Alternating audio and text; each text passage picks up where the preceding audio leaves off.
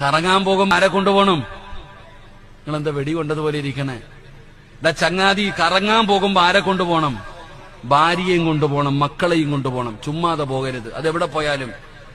അപ്പൊ അതെങ്ങനെ ഇവളെയും കൊണ്ട് പോയിട്ട് കാര്യമുണ്ടോ ഉസ്താദ്?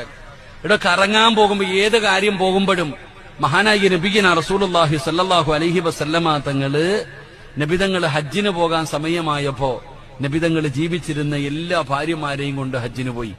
ഒറ്റയ്ക്കല്ല പോയെ. നബിതങ്ങൾ ഹജ്ജിന് പോകുന്ന സമയത്ത് തന്റെ ജീവിച്ചിരുന്ന എല്ലാ ഭാര്യമാരെയും കൊണ്ടുപോയി. ഒറ്റയ്ക്കല്ല പോകേണ്ടെന്ന് അവിടുന്ന് മനസ്സിലാക്കുക. ഹജ്ജിന് പോകുമ്പോഴാണെങ്കിലും ഉംറയ്ക്ക് പോകുമ്പോഴാണെങ്കിലും ഏത് കാര്യത്തിനാണെങ്കിലും പോകുമ്പോ കുടുംബസമേതമാ പോകേണ്ടത്.